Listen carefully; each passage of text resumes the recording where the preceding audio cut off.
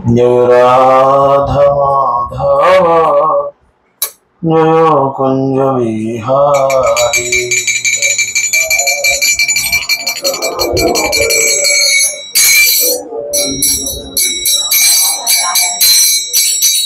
जय राधा माधव जय कुंज बिहारी।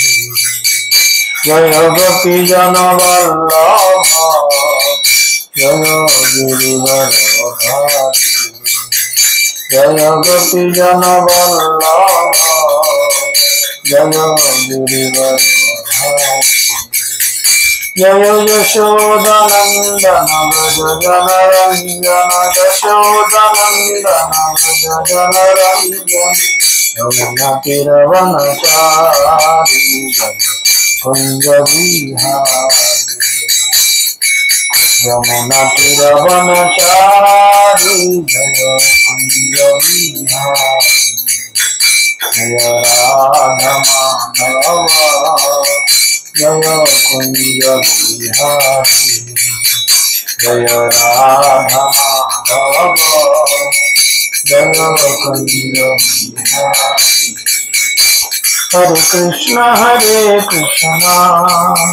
कृष्ण कृष्ण हरे हरे हरे राम राम राम हरे हरे। कृष्ण कृष्ण कृष्ण हरे हरे हरे राम राम राम हरे हरे। हरे कृष्ण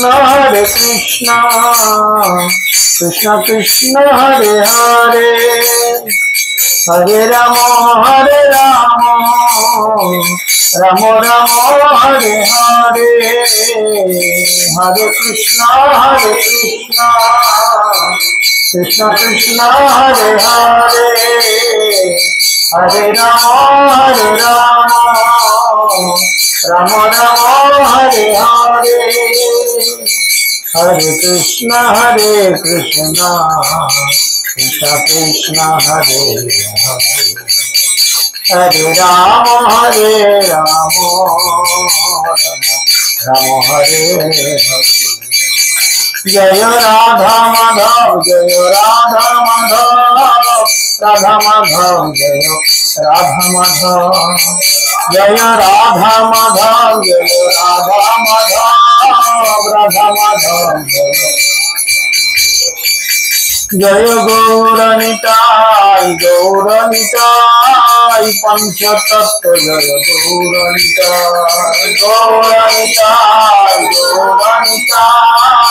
पंचतत्व जय गौरनिताय।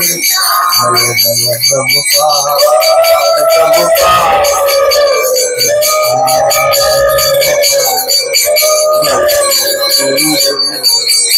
गुरुदेव निताय गौर हरिव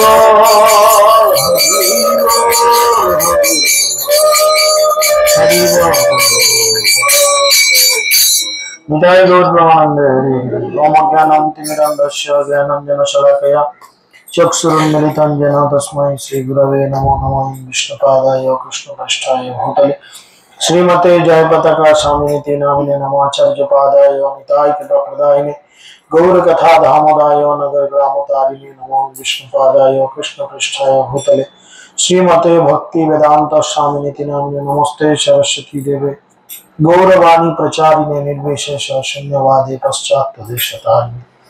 जय श्री कृष्ण चैतन्य प्रभु नित्यानंद श्रद्वैत गदाधर शिवासदि गौर भक्तवृंद।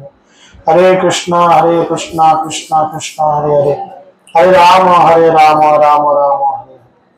मुखं करोति वाचालं पङ्गुं लङ्घयते गिरिं यत्कृपातमहं वन्दे श्रीगुरुं दिनतारिणं परमानन्दमाधवं श्रीचैतन्यैश्वरं श्रीचैतन्यमनोभीष्टं स्थापितं येन भूतले स्वयं रूपकदा मह्यं ददाति शुभदान्तिकम्।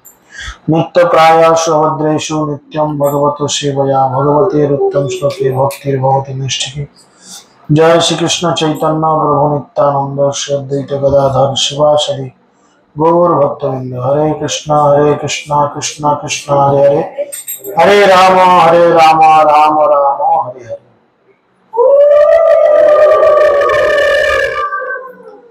সকলে জোড়াত করে বলুন ওম নমো ভগবতে বাসুদেবায়, ওম নমো ভগবতে বাসুদেবায়, ওম নমো ভগবতে বাসুদেবায়। হরি ওম তৎসৎ। হরে কৃষ্ণ। সকলের চরণে দণ্ডবত প্রণাম। সকলকে আন্তর্জাতিক কৃষ্ণ ভবনামৃত সংঘ তথা ইস্কন নামহট্ট এবং প্রধান কার্যালয় চন্দ্রোদয় মন্দিরের পক্ষ থেকে প্রীতি শুভেচ্ছা এবং অভিনন্দন। তো আমরা প্রত্যেক দিন ভগবানের কিছু লীলা অধ্যয়ন করছি এবং মহাপ্রভুর শিক্ষানুযায়ী পৃথিবীতে আছে যত নগরাদি গ্রাম সর্বত্র প্রচার হোক মোর নাম। তো এই শিক্ষানুযায়ী আমরা চেষ্টা করছি আমাদের সাধ্যমতো আমাদের এই সমস্ত এলাকায় বিভিন্ন গ্রাম, বিভিন্ন শহরে, বিভিন্ন অলিতে গলিতে, প্রত্যেকটা গৃহে এবং প্রতিটা জায়গায় ভগবান চৈতন্য মহাপ্রভু এবং শ্রীমন নিত্যানন্দ প্রভুর এই কৃপা করুণার কথা আমরা আলোচনা করছি। তো আজকে এই আলোচনা সাপেক্ষে আজকের প্রধান আলোচনার বিষয়বস্তু তিনি হচ্ছেন গুরুতত্ত্ব। আপনারা সকলেই অবগত রয়েছেন, সকলেই গৌর আর নিতাই এই দুজনকে চেনেন? সকলে চেনেন? কে বলেন তো গৌরকে আর নিতাইকে কিরকম চেনেন দেখা যায়? কে জানেন আগে হাত তুলেন যে আমি গৌরকেও জানি নিতাইকেও জানি। হাত তুলেন, আমি জিজ্ঞেস করবো। একজন মাত্র জানেন, আর কেউ জানেন না? সর্বনাশ। চিন্তা করেন আমাদের অবস্থা কি। এত মানুষজন রয়েছি, আমরা লজ্জা করছে না আমাদের? একটু চিন্তা করেন। আমি লজ্জা করছে বলতে সব হাত তুলছেন, না জেনে হাত তুলছেন না জেনে তুলছেন, না প্রেস্টিজের কেস আমি হাতটা তুলি, না পারি না পারবো এরকম কিছু। সত্যি জানেন কি জানেন না? আচ্ছা আপনি বলেন প্রভু। যেই গৌর সেই নিতাই? না, হলো না, ঠিক ঠিক হলো না, তাও ঠিক না। বলেন। হ্যাঁ, এটা হতে পারে। হ্যাঁ, আরেকজন যে রয়ে গেল সে তো রাগ করবে। গৌরকে বললে নিতাইকেও তো বলতে হবে। দুটো তো এক নয়, গৌর আর নিতাই দুজন তো। গৌর না হয় কৃষ্ণ বুঝলাম, নিতাই তাহলে কি আবার? মানে আপনি অর্ধেকটা জানেন। খুব ভালো। থাক, তারা থাকা নেই, আমাকে আমার দিকে তাকাও। কাশি আমার দিকে তাকিয়ে বলো, তুমি বলো। নিতাই বলরাম, খুব ভালো। কি বললো শুনেছেন? গৌর হচ্ছে কৃষ্ণ আর নিতাই হচ্ছে বলরাম। শাস্ত্রে বলছে ব্রজেন্দ্র নন্দন যেই শচীসুত হইল সেই বলরাম হইল নিতাই। ব্রজেন্দ্র নন্দন কে না? ব্রজেন্দ্র নন্দন, ব্রজের যে নন্দন, ব্রজের যে ছেলে, ব্রজধামের যে ছেলে, ব্রজের ছেলে কে? ব্রজের ছেলে কৃষ্ণ। তাহলে ব্রজেন্দ্র নন্দন, নন্দন মানে ছেলে, ব্রজের ছেলে যে শচীসুত হইল সে। শচী মানে হচ্ছে শচীমা, সুত মানে হচ্ছে সন্তান, ছেলে। শচীমায়ের ছেলে হলো কে? নিমাই হলো। তাহলে ব্রজেন্দ্র নন্দন কৃষ্ণ হচ্ছে নিমাই, পরে রইল নিতাই। নিতাই তাহলে কি? ব্রজেন্দ্র নন্দন যেই শচীসুত হইল সেই বলরাম হইল নিতাই, সেই বলরাম, বলরাম হইল নিতাই। তো আজকে আমাদের আলোচনার বিষয়বস্তু যে যে বলরাম, নামটা কি? বল রাম, তাই তো? বল মানে কি? ক্ষমতা, তাই না? রাম মানে হচ্ছে আনন্দ বর্ধন করে। আমাদের এই ভক্তিতে ক্ষমতা কে দেয় না? বলরাম দেয়। কৃষ্ণ কিন্তু দেয় না। কৃষ্ণ শুধু আপনার সঙ্গে রসে বসে থাকবে, আর বলরাম আপনাকে ক্ষমতা দেবে। কৃষ্ণকেও দেবে, আপনাকেও দেবে। তো আমাদের আজকে আলোচনার বিষয়বস্তু, জানি না সবটা হয়তো হবে না, কিছু হবে গত দিনে, আবার আগামীকাল আবার যেখানে ক্লাস আছে সেখানে হবে। তো আজকে আমরা কিছুটা জানার চেষ্টা করব যে এই বলরাম অ্যাকচুয়াল কে, কৃষ্ণ তাকে কিভাবে গ্রহণ করেছেন বা কৃষ্ণ কিভাবে ঘোষণা করেছেন। তো সকলে প্রথমে নিত্যানন্দ প্রভুর চরণে পুষ্পাঞ্জলি দিয়েছে। বাচ্চাটাকে ঠান্ডা করান, নাহলে বেঁধে রাখুন। সকলে জোরাত করে বলুন, বন্দে অনন্ত অদ্ভুত ঐশ্বর্যনম শ্রী নিত্যানন্দম ঈশ্বরম যস্য ইচ্ছয়া তৎস্বরূপম অজ্ঞান ওপি নিরূপতে। এটা নিত্যানন্দ প্রভুর চরণে আমরা প্রণাম প্রথমে বন্দনা করলাম, যাতে নিতাই কৃপা করে তাকে জানতে আমাদের সাহায্য করে। সেই জীব বুঝিবার পারে কৃষ্ণের কৃপালে রয়েছে যাহারে। অ্যাকচুয়ালি ভগবানকে বা ভগবানের এই অংশগুলোকে আমরা আমাদের এই ক্ষুদ্র বুদ্ধি দিয়ে কোনোদিন জানতে পারি না। কখন জানতে পারি? যতক্ষণ না ভগবান আমাদের নিজে কৃপা করে এগুলো জানতে দেন, তাই না? আপনি আমাকে ততক্ষণ জানতে পারবেন না যতক্ষণ না আমি আমার গোপন কথাগুলো আপনাকে বলি বা জানার সুযোগ করে দিই। পারবেন কি? উপর থেকে দেখবেন, তাই না? তো ঠিক সেরকম কৃষ্ণকে বা কৃষ্ণের এই যে অংশ বা কলা, এগুলোকে আমরা কিছুতেই বুঝতে পারি না যতক্ষণ না কৃষ্ণ আমাদের কৃপা করে জানায়। সূর্যকে আমরা ইচ্ছা করলে দেখতে পাবো এখন? আপনি পারবেন? বিশাল বড় একটা টর্চ নিয়ে এসে দেখতে পাওয়া যাবে যে আমার কাছে লক্ষ লক্ষ কোটি কোটি টাকা আছে, আমি 10টা জেনারেটর 50টা জেনারেটর ভাড়া করে বিশাল একটা পাওয়ারফুল হ্যালোজেন লাগাই, দেখি সূর্যকে দেখা যায় কিনা টর্চ মানে দেখতে পাওয়া যাবে? কখন দেখতে পাবেন? সকালে সূর্য উঠলে, মানে সূর্যদেব যদি দয়া করে উঠে দেখা দেয় এই তো উঠেছি দেখো, তবে আমরা দেখতে পাবো, না যেটা আমরা দেখতে পাবো না। ঠিক সেরকম কৃষ্ণ যখন কৃপা করবেন তবে কিন্তু আমরা জানতে পারবো, নাহলে আমরা কৃষ্ণকে জানতে পারবো না। তো এই কথাটা শুনে অনেক কলিযুগের কুড়ে মানুষ আছে, এত চাবড়া চোখে না, খুব মশা নাকি? তা খাক না, অসুবিধা কি আছে? ওরাও তো খাবে রে বাবা, মারধর করছো কেন? তো মশার ধর্ম মশা করছে, তোমার ধর্ম কি মশা মারা? আমার তো পিঠে 2-3টে আচ্ছাটি করে খাচ্ছে, কি করবো? নড়ছি। আমাদের ধর্ম কি মশা মারা? তাহলে তো অষ্টতর শতনামে আমরা সাধুগুরু বৈষ্ণব বলতো যে মশা মারিবার পরে সংসারেতে আইলি, মশা মাছি চাবড়ে চাবড়ে সারা জীবন কাটাইলি, তাই তো বলতো।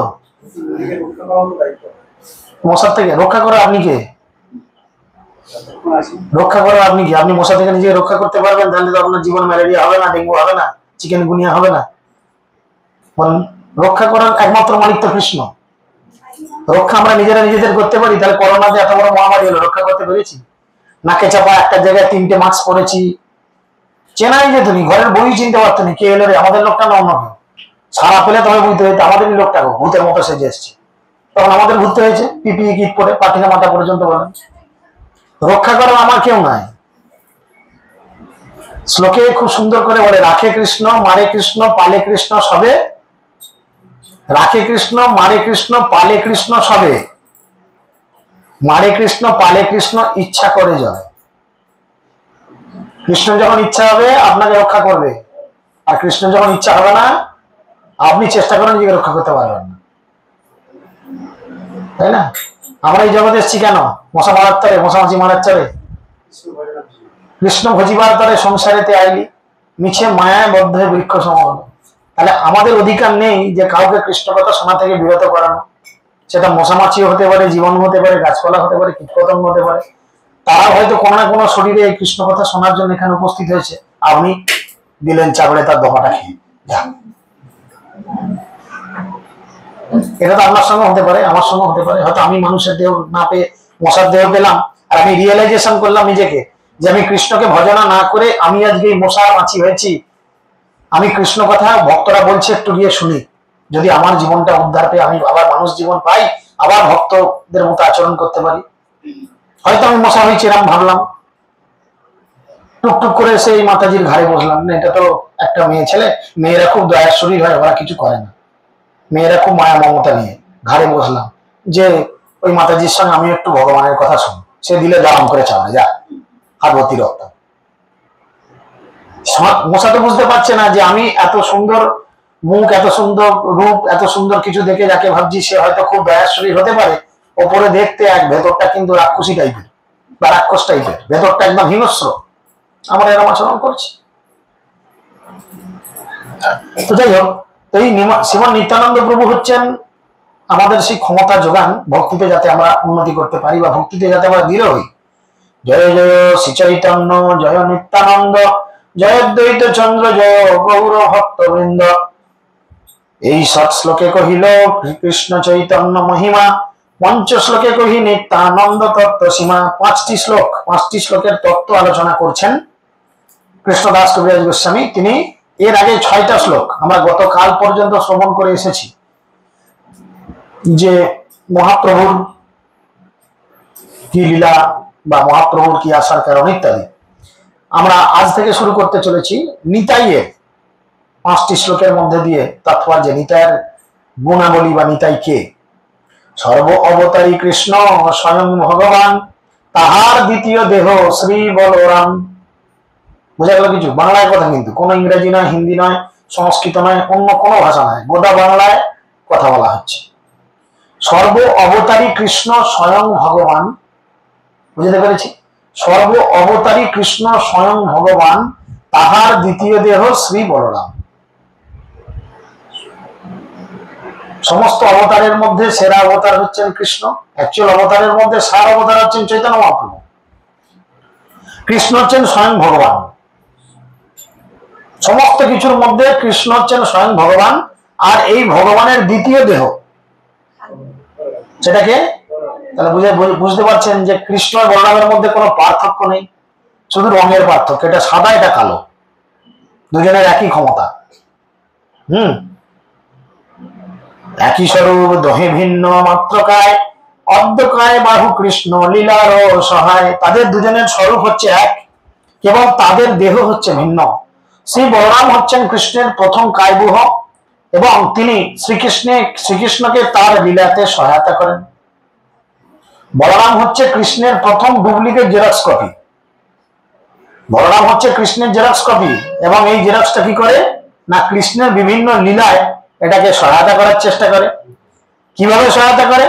সেই কৃষ্ণ নবদ্বীপে শ্রী চৈতন্য চন্দ্র, সেই বলরাম সঙ্গে শ্রীমান নিত্যানন্দ। সেখানে কি বলছে? কথা বলো না, আধ ঘন্টা ঝামেলা তো, চাবড়াও না, আধ ঘন্টা কি আছে? সারা জীবন তো অনেকে চুষেছো, তারা যদি আধ ঘন্টা তোমাদের চষে, মরে যাবে কি অনেকই হতো। সেই কৃষ্ণ নবদ্বীপে শ্রী চৈতন্য চন্দ্র, সেই কৃষ্ণ নবদ্বীপে এসেছেন চৈতন্য চন্দ্র হয়ে। আর সেই বলরাম সঙ্গে শ্রীমন নিত্যানন্দ, সেই বলরাম এসেছেন নিত্যানন্দ রূপে।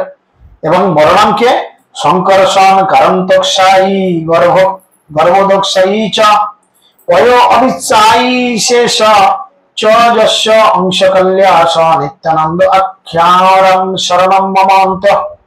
শঙ্কর্ষণ, কারণদক্ষায়ী বিষ্ণু, গর্ভদক্ষায়ী বিষ্ণু, খরিদক্ষায়ী বিষ্ণু, শেষ নাগ যার অংশ এবং কলা, সেই নিত্যানন্দ রাম আমার আশ্রয় হন। আপনারা সকলে হয়তো জানেন, কেউ আবার যারা জানেন না তারা শুনে নেন বা শিখে নেন। কি না, এই যে সৃষ্টি লীলা, সৃষ্টি লীলার সব থেকে পূর্বে, সব থেকে মেন জায়গায় রয়েছেন দ্বিভুজ শ্যামসুন্দর মুরালীধর কৃষ্ণ, শ্রীমতী রাধারানী সহ যে বিগ্রহ এখানে বা যে আলেখ্য এখানে দেখছেন আমাদের মায়াপুর মন্দির, এই যে রয়েছে শ্রী শ্রী রাধা মাধব, এখানে কৃষ্ণের গায়ের রং কালো। এটা হচ্ছেন অনাদির আদি গোবিন্দ। সর্বকারণ্যম কারণম তমাহং ভজামি। ব্রহ্মা বলছেন তিনি হচ্ছেন মূল, একদম টপ লেভেলে বসে আছেন। বুঝতে পেরেছেন? একদম সব থেকে উপর, ওর উপর আর কেউ কোথাও নেই। শ্রী শ্রী রাধা মাধব রয়েছেন। সেই কৃষ্ণের থেকে পরপর 3টে বিষ্ণু তৈরি হচ্ছে। বিষ্ণু আর কৃষ্ণ কিন্তু এক নয়,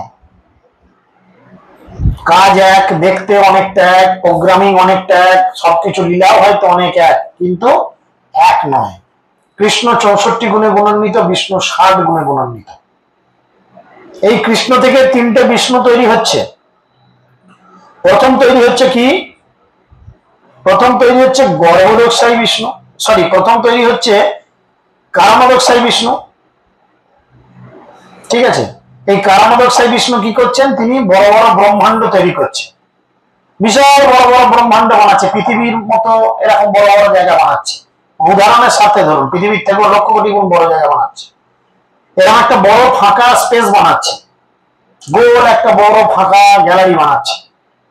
কে বানাচ্ছে? সেটা বানাচ্ছে কে না, সেটা কারণদক্ষায়ী বিষ্ণু বানিয়ে দিল, তার কাজ শেষ। এবার সেই যে ফাঁকা জায়গা, সেখানে নিজের শরীরের ঘাম বার করছে গর্ভদক্ষায় বিষ্ণু। কি বার করছে? ঘাম। খুব ভালো করে শোনো, এই সৃষ্টিলীলা বুঝলে তবে হায়ার লেভেলের জায়গাটা বুঝবেন, নাহলে কোনোদিন মাথায় ঢুকবে না।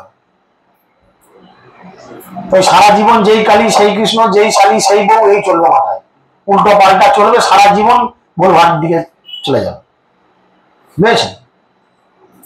তো সেই যে ফাঁকা জায়গা তৈরি করছে, তার মধ্যে নিজের শরীরের ঘাম বার করছে গর্ভদক্ষায় বিষ্ণু। এত ঘাম বার করছে যে একটা ঘামের সমুদ্র হয়ে যাচ্ছে, ঠিক আছে?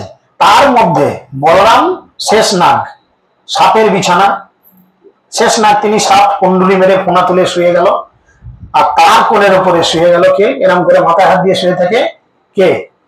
গর্ভদক্ষায় বিষ্ণু, ঠিক আছে? যার পদসেবা করেন লক্ষ্মী দেবী, তার আর এক নাম নারায়ণ। নার মানে জল, আয়ন মানে স্বয়ং করেন, ঠিক আছে? তিনি শুয়ে গেলেন ওখানে, এখনো কিন্তু আমরা কেউ তৈরি হয়নি। এবারে তিনি গালে হাত দিয়ে চিন্তা করছেন যে আমার কি করা উচিত। তখন তার নাভি পদ্ম থেকে, নাইকর্ণুল থেকে একটি পদ্ম ফুল উঠছে। এখনো কিন্তু একটা বিষ্ণু আসেনি, তিনটে বিষ্ণু, দুটো এলো, কারণদক্ষায় এলো, গর্ভদক্ষায় এলো, এখনো ক্ষীরদক্ষায় বিষ্ণু বাকি।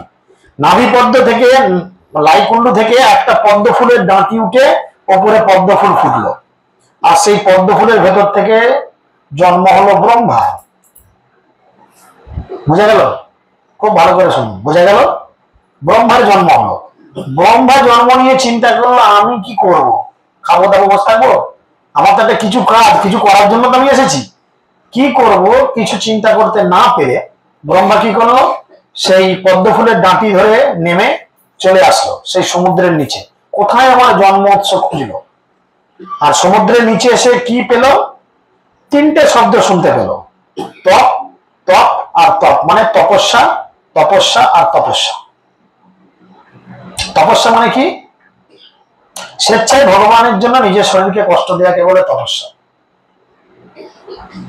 ঠিক আছে? স্বেচ্ছায় নিজের শরীরকে ভগবানের কাছে কষ্ট দেওয়া, এটা হচ্ছে তপস্যা। আপনি ইচ্ছা করলে বেলা 7টা পর্যন্ত আরামে আপনার স্ত্রীকে জড়িয়ে ধরে ঘুমাতে পারেন, কিন্তু ভোরবেলা 3টে, 3:30টার সময় ব্রহ্ম মুহূর্তে উঠে আপনাকে চান করতে হবে, 4:30টার মধ্যে মঙ্গল আরতি করতে হবে, জপ করতে হবে, ভগবানের জন্য রন্ধন করতে হবে, দর্শনার্থী রেডি করতে হবে, এটা হচ্ছে নিয়ম। অনেকে বলে আমাদের পাশাপাশি বাড়ির লোকজন, বা আপনারা ভক্তি জীবনে আসলে আপনার পাশাপাশি বাড়ির লোকজন বা বাড়ির লোকজন, তারা বলবে মাথা পাগলা হয়ে গেছে, শীতকালে কোথায় ক্যাঁথার তলায় শুয়ে, হ্যাঁ, গায়ে ঠ্যাং তুলে দিয়ে শুয়ে থাকবে, তার জায়গায় 3টে, 3:30 থেকে উঠে মাথায় জল ঢেলে পাগলামো করছে, বলবে। এটা অনেকে বলে, ঠিক আছে? তো শীতকালে ভোর 3:30 মানে খুবই কঠিন ব্যাপার।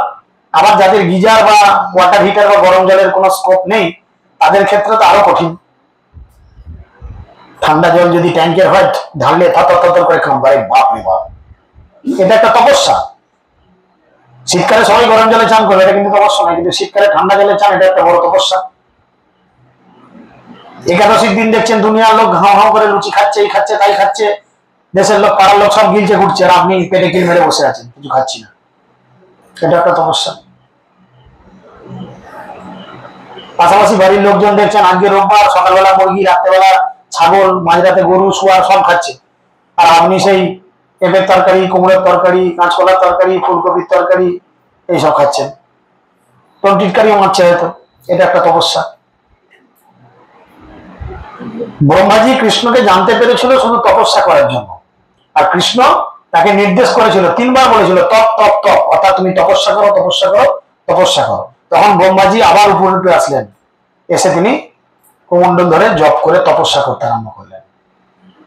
আর তপস্যার মাধ্যমে তিনি প্রথমে তার জানতে পারলেন যে ভগবান তাকে নির্দেশ করছেন যে তুমি জগৎকে সৃষ্টি করো।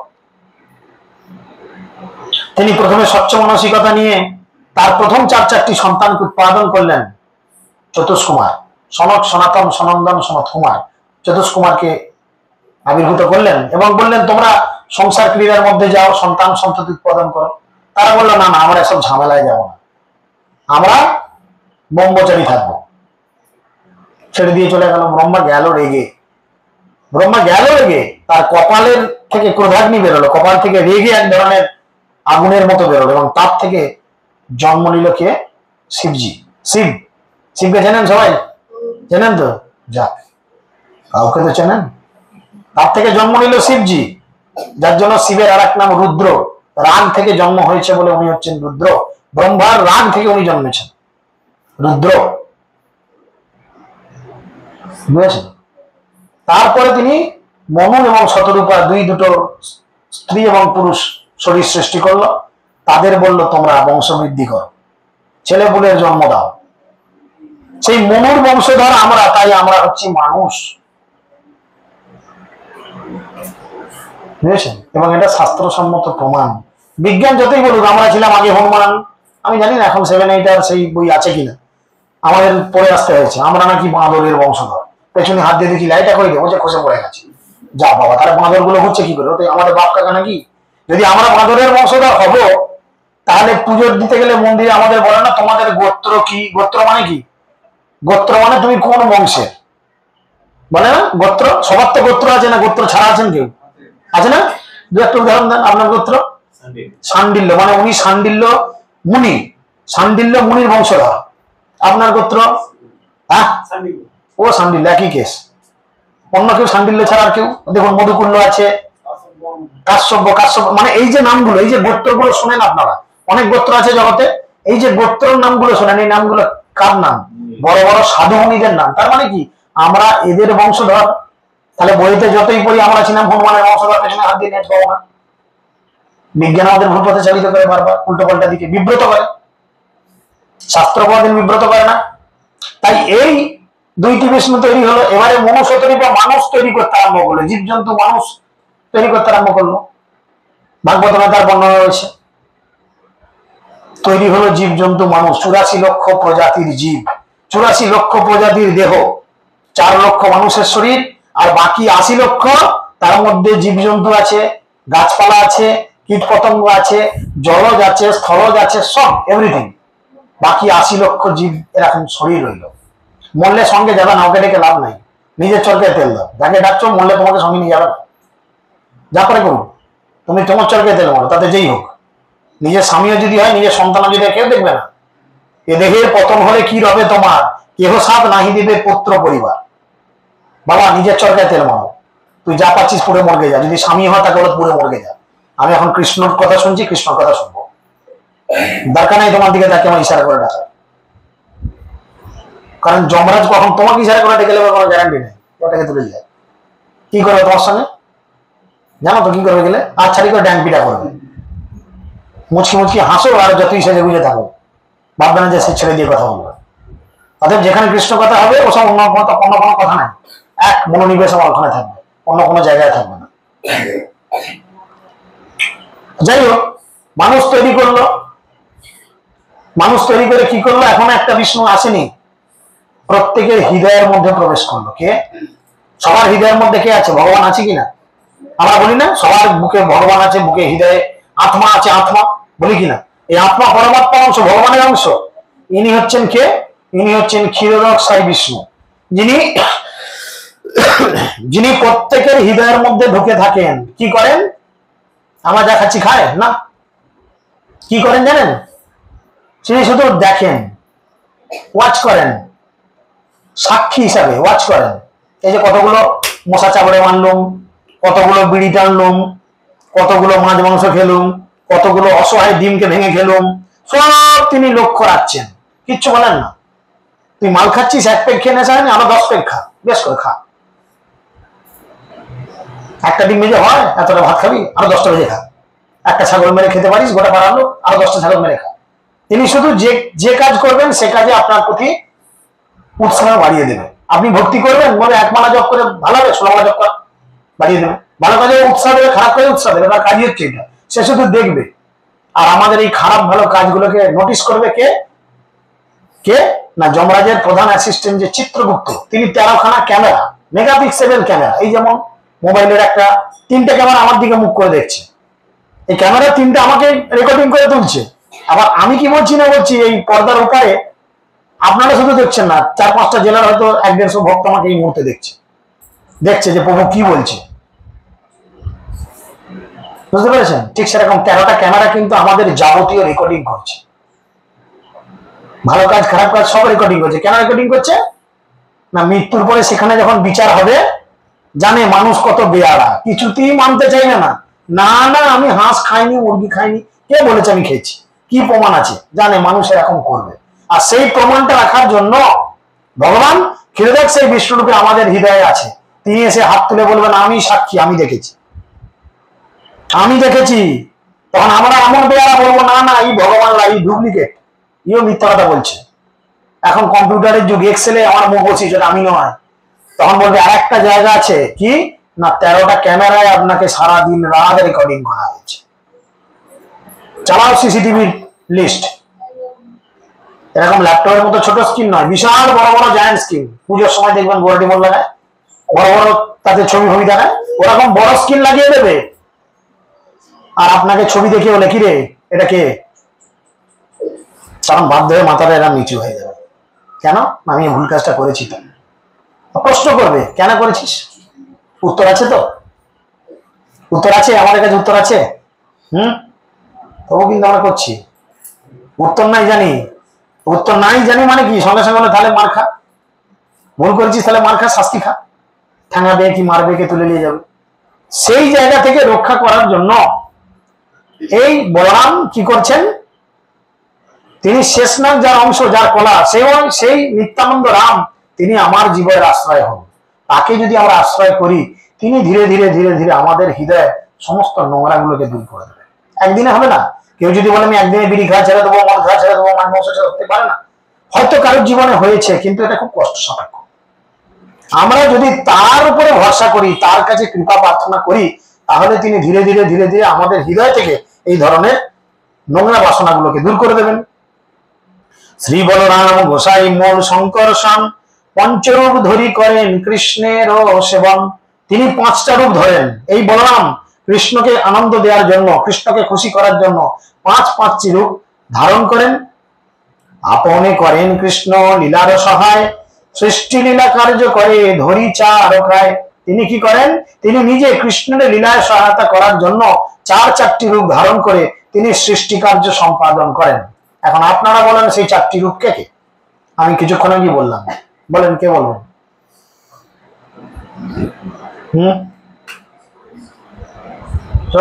কি খাওয়ার জন্য, খাওয়া দাওয়ার ব্যাপারে জানে কি কিছু? তাহলে সব মুখ মুখ চুপচাপ করছে। যেটা জানার জন্য এসেছি সেটা না হ্যাঁ করে হাসছে, লজ্জা করছে না কেউ? প্রশ্ন হচ্ছে, প্রশ্ন উত্তর দিতে পারছি না, আমাদের লজ্জা করে দেখে আমরা হ্যাঁ করে দামলা করছি। চিন্তা করে দেখুন আমরা কতটা বেহায়া, কতটা নির্লজ্জ। ভগবানের সৃষ্টি লীলা বলা হলো, কিন্তু এগুলো কিন্তু কোনো পালা কীর্তন দলে আপনি পাবেন না, কারণ তাদের নিজেদের এই শিক্ষা নাই তো। হ্যাঁ খুব খুব ভালো, বলুন বলেন। হ্যাঁ বিষ্ণু, নট কৃষ্ণ। গর্ভদক্ষায়ী অত বলার দরকার নেই। গর্ভদক্ষায়ী বিষ্ণু আর একটা কারণদক্ষায়ী বিষ্ণু, ঠিক আছে? 3টে, আমি তো 4টের কথা বললাম। আর একটা কে লীলাতে সহায় করছে, যেটা কুণ্ডুলি মেরে শুয়েছে, সেটাকে অনন্তরাগ, তাই না?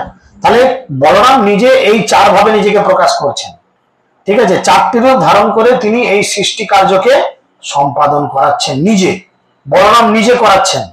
সৃষ্টাদিক সেবা তার আজ্ঞায় পালন, শেষ রূপে করে কৃষ্ণের বিবিধ সেবন। শ্রীকৃষ্ণের আজ্ঞা পালন করে তিনি সৃষ্টি কার্য সম্পাদন রূপ সেবা করেন, এবং শেষ রূপে তিনি বিবিধ ভাবে শ্রীকৃষ্ণের লীলাকে সেবা করে থাকেন। সর্বরূপে আস্বাদয়ে কৃষ্ণ সেবানন্দ, সেই বলরাম গৌর সঙ্গে নিত্যানন্দ। সর্বরূপে ইনি শ্রীকৃষ্ণের সেবারূপ আনন্দ আস্বাদন করেন। কৃষ্ণ যাতে আনন্দ পায়, সেই আনন্দ দেখে তিনি আনন্দের আস্বাদন করেন। সেই বলরাম হচ্ছেন শ্রী গৌর সুন্দরের নিত্য সহচর, কে? শ্রীমন নিত্যানন্দ প্রভু। নিতাই গৌরের সঙ্গে সবসময় থাকে। আপনি দেখুন পঞ্চতত্ত্ব হয়তো সব জায়গায় না থাকে, 5 জন সব জায়গায় না থাকে, কিন্তু কোন কোন আমার বাড়িতে গেলে পাবেন পঞ্চতত্ত্ব থাকে কি না থাকে পরের কথা, কিন্তু 2 জন আছে। কে? গৌর আর নিতাই। গৌর এলে নিতাই কি কথা ফেলে রেখে আসি, নিতাই তুই থাক, তো কাজটা হবে না, তুই পরে আসবি, হয় কি? গৌরাঙ্গ মহাপ্রভুর যেদিন আবির্ভাব তিথি, জন্মদিন, হ্যাপি বার্থডে, সেদিনে কি হয়? শুধু গৌরকে নিয়ে যায়, নিতাইকে বলি তুই ঘরে রাখ, ঝামেলা করে নিয়ে বাবা, তাকেও নিয়ে যায়। আবার যেদিন নিতাইয়ের জন্মদিন সেদিন গৌরকে কি বলি, ভাই তুমি ঘরে থাকো, বুঝান, দুজনেই যায়। কেন না? এ হচ্ছে এর ডুপ্লিকেট দেহ, দ্বিতীয় দেহ। অতএব একে অপরকে ছাড়া থাকতে পারে না। সপ্তম শ্লোকের অর্থ করিচারি শ্লোকে, যাতে নিত্যানন্দ তত্ত্ব জানে সর্বলোকে, মায়াতীত সর্বব্যাপক বৈকুণ্ঠ লোক, অর্থাৎ মায়াতীত সর্বব্যাপক বৈকুণ্ঠ লোকে বাসুদেব সংকর্ষণ প্রদ্যুম্ন অনিরুদ্ধ। যদিও খুব ক্রিটিক্যাল, এগুলো বোঝা যারা ভক্তিতে আছে ভালোভাবে তাদের ক্ষেত্রে খুব কঠিন, মানে গ্রন্থ অধ্যয়ন না করলে এই জায়গাগুলো বোঝা খুব ক্রিটিক্যাল ব্যাপার। চোখের সামনে যতক্ষণ না সৃষ্টিলীলাটা ঝুলবে বোঝা যাবে না। এই যে 14টা ভুবন আছে মোট, এই জড়জগতে রয়েছে 14 ভুবন। আমাদের উপরে রয়েছে 6টা লোক, জন, সত্য, তপ, এইভাবে করে ব্রহ্মলোক সত্যলোক পর্যন্ত রয়েছে 6টা লোক। আমাদের উপরে 6 তলা বিল্ডিং আছে, আর আমাদের নিচে 7 তলা বিল্ডিং আছে। পাতালে 7টা তল আছে, সেটা হচ্ছে 7টা পাতাল, সপ্ত পাতাল। তলাতল, অতল, রতল, বিতল, সুতল, রসাতল, পাতাল, এই 7টা হচ্ছে তলা স্টেজ। আর আমরা মাঝে রয়েছি এই 14টা ভুবন। এই 14টা ভুবনের উপরে রয়েছে কি বৈকুণ্ঠের গড় খাই বিরজা, বহু লীলা ছিল, ক্লাসও আছে। সেই তার উপরে 5টা তলা, আবার মাথা ফিউজ হয়ে যাবে কিন্তু, তার উপরে 5টা তলা। এই 5টা তলা হচ্ছে ভগবানের ধাম। প্রথম আছে বৈকুণ্ঠ, যেখানে লক্ষ্মী নারায়ণ অবস্থান করেন। নারায়ণ অবস্থান করেন লক্ষ্মী দেবী সহ। প্রথম ফার্স্ট ফ্লোর, একতলায় লক্ষ্মী নারায়ণ থাকেন। সেকেন্ড ফ্লোর অযোধ্যা, যেখানে রাম সীতা থাকেন, ঠিক আছে। থার্ড ফ্লোর কি দ্বিতীয় চতুর্বাহু। ফোর্থ প্রথম চতুর্বাহু। সেই প্রথম চতুর্বাহে থাকে এই 4 জন। কে কে না শঙ্কর্ষণ, বাসুদেব, প্রদ্যুম্ন, অনিরুদ্ধ। কে কে 4 জন? শঙ্কর্ষণ, প্রদ্যুম্ন, বাসুদেব, অনিরুদ্ধ, এই 4 জন থাকে। চতুর্বাহু মানে এই 4 জনকে নিয়ে যে গোলক গঠিত হচ্ছে তাকে বলে চতুর্বাহু। এই চতুর্বাহুর মধ্যে শঙ্কর্ষণ হচ্ছে নিতাই, আর এই লোকের উপরে রয়েছে গোলক, গোলক বৃন্দাবন, যেখানে শ্রী শ্রী রাধা মাধব রয়েছে, যেখানে ভক্তদের গন্তব্য, যে ভক্তরা ওখানে যায়, যেখানে গেলে আর এখানে ফিরে আসতে হয় না। সেখানে যাওয়াটা কিন্তু খুব সোজা একটা নয়। ভক্তিলতাকে এমন ভাবে বাড়াতে হবে যাতে কোনো ভাইরাস না লাগে। শুধু গলায় তুলসী মালা পরে নিলাম, একটা কপালে তিলক টানলাম, নাড়া মাথা করে টিকি রাখলাম আর নিরামিষ খেলাম, এটা কিন্তু ভগবানের কাছে পৌঁছানো যায় না। এতে ভগবানের কাছে পৌঁছানো, এতে দর্শনধারী হতে পারে, হতে পারে দর্শনধারী হতে পারে, দেখতে ভালো লাগছে হতে পারে, কিন্তু ভগবানের কাছে দর্শনধারী প্রয়োজন নেই। ভগবানের কাছে হচ্ছে গুণ বিচারী। আপনার মধ্যে যদি কোয়ালিটিস থাকে, গুণ থাকে, ভগবান আপনাকে এমনি গ্রহণ করবে। আর সেই গুণ বর্ধন করা যায় এই শাস্ত্র গ্রন্থগুলো অধ্যয়ন করার মাধ্যমে, শ্রবণ করার মাধ্যমে জ্ঞানগুলোকে জানা যায়। তাই সেই শঙ্কর্ষণ তিনি বলরামের ফোকাস, সেই বলরামের চরণে তিনি প্রণাম জানাচ্ছেন। প্রকৃতি পার পরম বোম নামে ধাম, কৃষ্ণ বিগ্রহ জয়ছে বিভূতাদ্দি গুণাবান। যারা প্রকৃতির পরে রয়েছে পরম বোম নামক ধাম, শ্রীকৃষ্ণের মতো এই ধাম ঐশ্বর্য আদি সব রকম চিন্ময় ঐশ্বর্যে পূর্ণ। প্রত্যেকটা যে ধাম রয়েছে, এই যে 5টি ধাম, এই 5টি ধাম কিন্তু কৃষ্ণের ধামের মতনই দেখতে, কিন্তু সেগুলো কৃষ্ণ নয়। নারায়ণ কিন্তু কৃষ্ণ নয়, রাম কিন্তু কৃষ্ণ নয়, এরা সবাই কৃষ্ণের অংশ। কিরকম একটা উদাহরণ দিলে বুঝবেন, দুধ দেখেছেন, দুধ, দুধ সবাই তো জানেন নিশ্চয়ই। সেই দুধ থেকে ছানা হয়, হ্যাঁ কি না?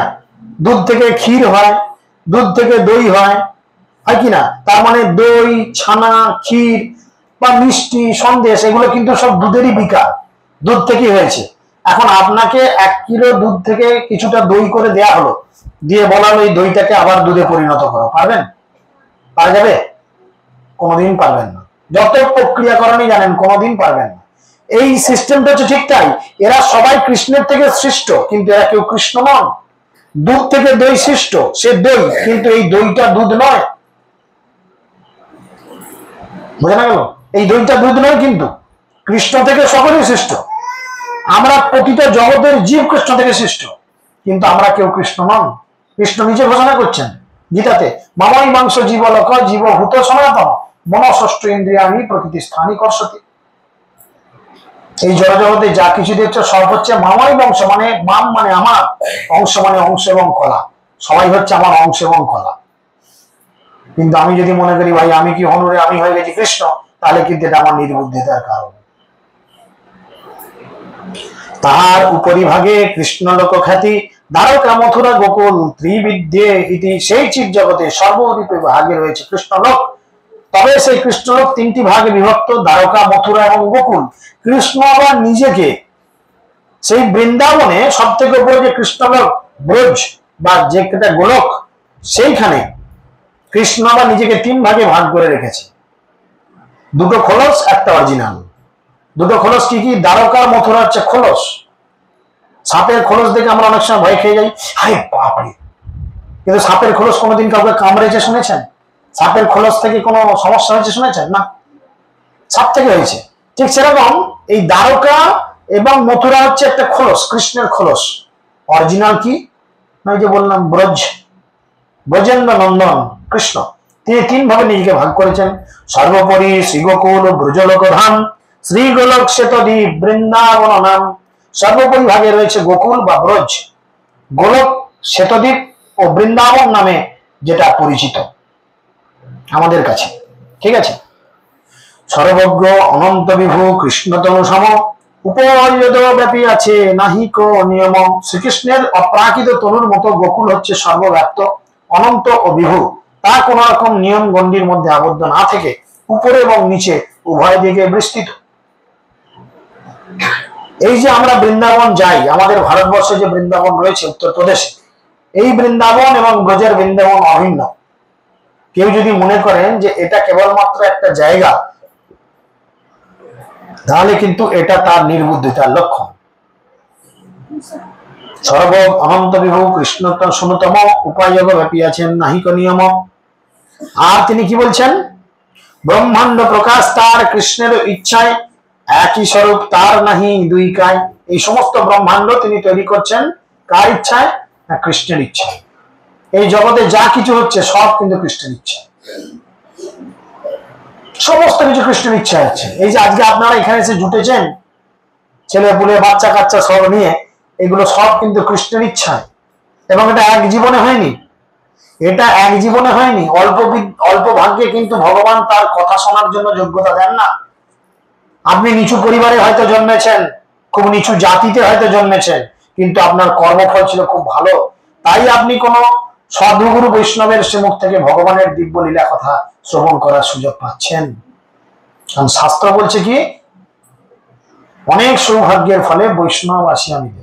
ভগবানকে ইচ্ছা করলে আপনি পেতে পারেন। পয়সা দিলেই ভগবানের বিগ্রহ আলেখ্য কিনে আনা যায়, সেবা পূজা করা যায়। পয়সা দিলেই মন্দিরে গিয়ে ভগবানকে দেখা যায়, কিন্তু পয়সা দিলে কিন্তু বৈষ্ণব পাওয়া যায়, তাই না? তো সেই জন্য অনেক সৌভাগ্যের ফলে আমাদের জগতে বৈষ্ণব এসে মিলে। প্রেম নেত্রে দেখে তার স্বরূপ প্রকাশ, গোপ গোপী সঙ্গে যাহা কৃষ্ণের অবিলাস। তার স্বরূপ প্রকাশ প্রেম নেত্র দৃষ্টি হয়, যেখানে পরমেশ্বর ভগবান শ্রীকৃষ্ণ তার গোপ সখা ও গোপ সখীদের সঙ্গে নিত্য লীলা বিলাস করেন। কৃষ্ণের এই সমস্ত লীলা দেখতে গেলে আমাদের প্রেমরূপ নেত্র দিয়ে দর্শন করতে হবে। আর প্রেমরূপ নেত্র দিয়ে যদি দর্শন না করি, কামরূপ নেত্র দিয়ে যদি দর্শন করি, সব কামময় দেখব। যেমন আপনার প্রচুর রোদ উঠেছে, আপনি রাস্তায় বেরোচ্ছেন, আপনার চোখে যদি সাদা কাঁচের চশমা থাকে, আপনি জগৎটাকে কিরম দেখবেন? নর্মাল যেমন তেমনই দেখবেন। আর যদি চোখে কালো রঙের চশমা থাকে, কি দেখবেন? ঠিক সেরকম কৃষ্ণের এই লীলাগুলো দেখতে গেলে, বুঝতে গেলে, জানতে গেলে দৃষ্টিটাকে প্রেমময় করতে হবে, কামময় করলে চলবে না। কামময় মানে কি? ভোগ করার দৃষ্টি করলে চলবে না। আর সেই ভোগের দৃষ্টিতে দেখেছি বলি আজকে আমাদের এই অবস্থা। আমরা সকলে একদিন ভগবানের কাছে ছিলাম, সেখানে থেকে আমরা ভগবানকে বলেছি, কৃষ্ণ তোমার 16,108টা বউ, তার মধ্যে কি আমার এক দুটো হবে না? কৃষ্ণ বলেছে ঠিক আছে, হতে পারে, কিন্তু সেটা এখানে নয়। ভোগ করার একটা জায়গা আছে, সেখানে যাও, গিয়ে তুমি ভোগ করো। এবার দেখেন, একটা নিয়ে গলদ ঘর্ম, বা দ্বিতীয় যদি হয়তো মাথা খারাপ হয়ে যাবে। একটা বউলি মাথা খারাপ হয়ে যায় তাকে সামালতে, আবার যদি দুটো হয়ে যায় তাকে সামালতে তো আরো খারাপ। কৃষ্ণ 16,108টা সামলাচ্ছে, সে কৃষ্ণ বলেই সামলাচ্ছে, ভগবান বলেই সামলাচ্ছে। তাকে বলেছি তুমি এত সুন্দর খাচ্ছ দাচ্ছ, এত সুন্দর রিল্যাক্সেশন করছো, আমার জন্য কি কিছু হবে না? সে বলেছে হ্যাঁ হবে। ভোগ করার জায়গাটা আলাদা, ভোগ করার জন্য এই পৃথিবী, ভোগ করো। ভোগ করছি না আমরা? এগুলোর সংসারে পড়িয়া মানব না পায় দুঃখেরও শেষ। কেন দুঃখ পাচ্ছি? কৃষ্ণকে ভুলেছিলাম বলে। ভুলিয়া তোমার সংসারে আসিয়া পেয়ে নানাবিধ ব্যথা, তোমার চরণে আসিয়াছি প্রভু, জানাইব দুঃখের কথা। তাকে ভুলেছিলাম বলে কৃষ্ণ আমাদের পাঠিয়ে দিয়েছে এই সংসারে। আর এই সংসারে জাঁতা পিসিং অ্যান্ড পিসিং, দুঃখ পাইং অ্যান্ড পাইং চলছে, হচ্ছে না? জিজ্ঞেস করুন, এই যে অনেকে বুড়ো হাবড়া রয়েছে, জিজ্ঞেস করেন যে হ্যাঁ গো ঠাকুমা, কত বছর সংসার জীবন তোমার, কত সুখ পেয়েছো একবার বলো তো? কেঁদিয়ে ফেলবো হয়তো। তোর দাদুকে খেনু, দুটো ছেলের চাঁদে লুচি খেনু, আমার মরণ নাই জানিস, বৌমাদের গাল খাচ্ছি। চরম বাস্তব, কেউ কিছু মনে করবেন না, কষ্ট দেওয়ার জন্য বলছি না, কিন্তু এটাই বাস্তব। এই ঘটনা ঘটছে কেন না? আমরা ভগবানকে ভুলে গেছি বলে আজ আমাদের এই অবস্থা। কেন না? ভগবানের ধামে আমরা কেউ বুড়ো হতাম না। ভগবানের ধামে আমরা সবাই চির যৌবন সম্পন্ন থাকতাম। সেখানে এরকম মাথা পাকা চুল, চামড়া কুচকানো অবস্থায় কাউকে পড়তে হয় না। সেখানে এরকম রোগা পাগলা ছেলে মেয়েদের চেহারা না, সবাই নব যৌবন সম্পন্ন। কিন্তু সেখানে একটা জিনিস নেই, কি না? সেখানে কাম ভাবে কেউ ভাবিত হয় না। সেখানে একটা ছেলে একটা মেয়েকে দেখে ভাবে না যে আমাকে প্রেম করতে হবে, ভালোবাসতে হবে, আই লাভ ইউ বলতে হবে। সেখানে ভাবে কি এখানে যা কিছু প্রেম, যা কিছু, সব কার জন্য? সব ভগবানের জন্য। তাই সেখানে কোনো অধঃপতন হয় না। কিন্তু যখনই আমরা ভোগ করার চিন্তা করেছি, ভগবান পাঠিয়ে দিয়েছে, যা চলে যাও। এবার আমরা এখানে ভোগ করছি, এবং কিভাবে কিভাবে ভোগ করছি এখানে তিনি ব্যাখ্যায় বলছেন যে যিনি লক্ষ লক্ষ কল্পবৃক্ষ দ্বারা আবৃত চিন্তামণির দ্বারা রচিত স্থানে সমস্ত বাসনা পূর্ণ করি সুরভি গাভীদের পালন করছেন, এবং যিনি নিরন্তর শত শত লক্ষ্মী দেবীর দ্বারা সম্ভ্রম সহকারে সেবিত হচ্ছেন, সেই পুরুষ, সেই আদি পুরুষ গোবিন্দকে আমি ভজনা করি। যিনি লক্ষ লক্ষ কল্পবৃক্ষ দ্বারা আবৃত, কৃষ্ণের সেই ধাম কিরাম বলছে? কল্পবৃক্ষ। কল্পবৃক্ষ মানে জানেন? বিকেলের নার্সারিতে পাওয়া যায় কিনা খোঁজে নেন কালকে। কেন পাবেন না? কেন? কল্পবৃক্ষ তাহলে কিরাম বৃক্ষ, কি গাছ? বিকেলের নার্সারিতে পাওয়া যাবে না? অনলাইনে অর্ডার দেন, যদি পাওয়া যায় দুটো চারটে, আমি দুটো নেবো। কল্পবৃক্ষের কোয়ালিটিস কিরকম? কল্পবৃক্ষের কোয়ালিটিস কিরকম না, দেখুন আম গাছে সাধারণত কি ধরে? আম গাছে আম ধরে। এই কল্পবৃক্ষে আপনি সেই গাছটার দিকে তাকিয়ে যে ফলটা চাইবেন সেই ফলই ধরবে। এরকম দুটো গাছ হলে ভালো হতো না? ঘরের সামনে একটা নারকেল গাছ লাগালো, মাত্র ডালপালার চব্য নাই, নারকেল গাছকে বললাম দাও মালদার ফজলি আম, যে সিজনে চাইবেন সেই সিজনেই পাবেন। নারকেল গাছে হাত বাড়িয়ে চাইলে দাও এই টাইমে একটা ভালো বেশ কচি থেকে এঁচড় পেতে পারেন। কল্পবৃক্ষ মানে কি? আপনি সেই বৃক্ষ থেকে যা চাইবেন তাই পাবেন। শুধু তাই নয়, চিন্তামণির দ্বারা রচিত স্থানে, চিন্তামণি মানে কি? সেই স্থানে আপনি যেটা চিন্তা করবেন সেটাই কিন্তু ফল লাভ হয়। আর আমাদের এই জগতে একটি চিন্তামণি ধাম রয়েছে, সেটি কি? মায়াপুর নবদ্বীপ ধাম। এটা হচ্ছে চিন্তামণি ধাম। চিন্তামণি ধাম তার মানে কি? মায়াপুর নবদ্বীপ ধামে গিয়ে আপনি যেটা চিন্তা করবেন সেইটাই আপনি লাভ করবেন। এমনই এই চিন্তামণি ধামের মানে কোয়ালিটিস, যে আপনি যদি এই ধামে গিয়ে বলেন, ট্রেন থেকে নামলেন, নেমে হয়তো বললেন ঠিক আছে আমি খুব খুশি, আমি জীবনে প্রথম নবদ্বীপ মায়াপুরে এসেছি, আমি এই নবদ্বীপে যত বৈষ্ণব আছে, যত ব্রাহ্মণ আছে, আমি সবাইকে 1 লক্ষ করে গাভী দান করলাম, সবাইকে 1 মাসের জন্য খাবার মনে মনে খাওয়ালাম। পকেটে টাকা খরচা করে না, শুধু বললেন মনে মনে খাওয়ালাম। ভগবান কিন্তু আপনার জন্য লিখে রাখবে যে এই লোকটা নবদ্বীপে এসে প্রতিটা ব্রাহ্মণ বা প্রতিটা বৈষ্ণবকে 1 লক্ষ করে গাভী দান করেছে, এবং সবাইকে 1 মাসের জন্য পেট ভরে প্রসাদ খাইয়েছে। কেউ কিন্তু খেতে পায়নি, কাউকে আপনি খাওয়াননি, আপনি শুধু মনে মনে ভেবেছেন। ভগবান আপনার জন্য খাতায় লিখে রাখবে যে এই কাজটা করেছে। আর এই চিন্তামণি ধামের এমন কোয়ালিটিস, আপনি যদি কিছু খারাপ ভাবেন যে নেমে এখানে টোটোলাগুলো কি বদমাস, গাড়ি চাপা করে মরে যা, ভগবান কিন্তু আপনার এটা লিখবে না।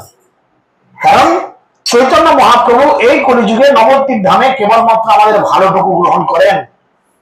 তিনি আমাদের খারাপ কিছু চিন্তা করেন না, খারাপ কিছু গ্রহণ করেন না। কিন্তু তা বলে আমরা খারাপ ভাববো, এটা তো আমাদের নোংরামো, তাই নয় কি? তাই খুব ভালো মানসিকতা নিয়ে এই ধামে প্রবেশ করা উচিত, বা এই ধামের সেবা করা উচিত। সেইভাবে বলছে সেই যে ভগবান রয়েছেন যিনি নিরন্তর শত শত লক্ষ্মী দেবীর দ্বারা সম্ভ্রম সহকারে পূজিত হন, সেখানে ভগবান নারায়ণ রয়েছেন। আর নারায়ণের চরণ সেবা করার জন্য কারা রয়েছেন? নারায়ণের চরণ সেবা কারা করে জানেন না? কারা করে? লক্ষ্মী দেবী, তাই না? লক্ষ্মী দেবী নারায়ণের চরণ সেবা করে। বলে একটা আবদা লক্ষ্মী নয়, শত সহস্র লক্ষ্মী দেবী লাইন ধরে দাঁড়িয়ে থাকে। লক্ষ্মী ভান্ডারে যখন ফর্ম ফিল আপ চলছিল, যেমন মায়েরা লাইন ধরে দাঁড়িয়েছিল, দেখবেন টাকা পাওয়ার জন্য লাইন দিয়ে দাঁড়িয়েছে, 500 টাকা করে 1000 টাকা করে দেবে, সবাই লাইন ধরে সেই লাইনে দাঁড়িয়েছিল, ছিল না? কেন না? ওর ফর্মটা ফিল আপ হয়ে গেলে এবার আমার ফর্মটা ফিল আপ করা হবে। তো ঠিক সেরকম ভগবান নারায়ণ রূপে যখন নিজেকে আবির্ভূত করেছেন, সেই নারায়ণের চরণ সেবা করার জন্য এরকম সহস্র সহস্র লক্ষ্মী লাইন ধরে কুটোকুটি করছে। যে লক্ষ্মী পা টিপছে, পেছনে লাইনে যেসব লক্ষ্মীরা আছে তারা বলছে তাড়াতাড়ি নাও না, এবার আমরাও পাগুলো টিপবো, ভগবানের সেবা আমরাও করবো। কেন ভগবানের সেবা করবে? না কিছু ভগবানের কাছ থেকে কামিয়ে নিয়ে আসতে হবে, তবে তো আমি আমার চেলা চামুন্ডাদের দিতে পারবো। কাশির বউ প্রতি বৃহস্পতিবার আমাকে কত ধূপ ধুনো দিয়ে পূজা করে, বলে কত মাইক ভাড়া যেন হয়, কত ব্যবসা যেন হয়, তাকে তো দিতে হবে নাকি? চাইছে। আর সেই লক্ষ্মী কোথায় গিয়ে লাইন দিচ্ছে টাকাটা আমার জন্য? কোথায় লাইন দিচ্ছে? কৃষ্ণের কাছে লাইন দিচ্ছে। তাহলে আপনি যদি বুদ্ধিমান হন, আপনি কোথায় গিয়ে টাকা চাইবেন? কৃষ্ণের কাছে? একদম অফিসের যিনি বড়বাবু তার কাছে চাইবেন, না গেটে দারোয়ানের কাছে বলবেন এই বাবুকে বলে মাইনেটা দিতে? তাকে চাইবেন? বুদ্ধিমান ব্যক্তি কোথায় কোথায় চাইবে? অফিসের বড়বাবুকে গিয়ে যদি বলার সুযোগ থাকে তাকে বলবে, না দারোয়ানকে বলবে আমার মাইনেটা তুলে দাও? কাকে বলবে? চিন্তা করেন, আপনার সুযোগ দুটোই আছে। আপনি ইচ্ছা করলে বড়বাবুকে বলতে পারেন, বড়বাবু আপনাকে মাইনে দিতে পারে। আবার আপনি দারোয়ানকে বলতে পারেন, সেই দারোয়ান বড়বাবুর কাছে যাবে, গিয়ে চাইবে, দেবে, আবার হয়তো দারোয়ান কমিশন ঢুকিয়ে দিতে পারে পকেটে 2 টাকা, তবে আপনি পাবেন। তাহলে আপনি বুদ্ধিমান হলে আপনি কি করবেন? সরাসরি একদম বড়বাবুর কাছে যাবে, স্যার আমাকে মাইনেটা দিন। হ্যাঁ না? চাঁদা চাইতে গেলে মিলের বাবু যার থাকবে যখন তখন যাবো, কালী পুজো দুর্গা পুজো চাঁদা যখন চাইতে যেতাম আমরা, কোনো মিলে গেলে মিলের বাবু থাকলে তখনই তো যাবো। বাবু 10 টাকা থেকে 100 টাকা দিতে পারে, লেবার ক টাকা দেবে, ম্যানেজার ক টাকা দেবে, ম্যানেজার হয়তো 10 টাকা বেশি দিবে, সে 10 টাকা বেশি দিতে পারে। বাবু নয়, বাবু 10 টাকাই বলে আছে। কিন্তু বাবুর কাছে গেলে বাবু 10 টাকা দিতে যদি বলি বাবু দিতে হবে না, আরো 50 টাকা বাড়িয়ে দাও, বাবু ইচ্ছা করলে দিতে পারে কিনা? ঠিক সেরকম কৃষ্ণ হচ্ছেন জগতের মালিক, আমরা তার কাছে গিয়ে আমাদের রিকোয়ারমেন্ট গুলো দিই না, কৃষ্ণ সমস্ত কিছু পূরণ করে দেবে। আর যদি আমরা সেটা না মানি, কৃষ্ণ কি করবে? আমাদের প্রতি জন্মে কি করবে? আমাদেরই কষ্ট দেবে। শ্রীকৃষ্ণ জগতের পিতা, জেনা মানে বাপ, পিতৃদেহী পাতকী জন্মে জন্মে তা। কৃষ্ণ হচ্ছেন এই জগতের মালিক, তিনি হচ্ছেন সবার পিতা। এটা যদি আমরা না মানি, তাহলে আমাদের জীবনে কষ্ট, দুঃখ, আতঙ্ক এবং এই ধরনের পরিস্থিতি ছাড়া কিছুই লাভ হয় না। হরে কৃষ্ণ কৃষ্ণ কৃষ্ণ হরে হরে।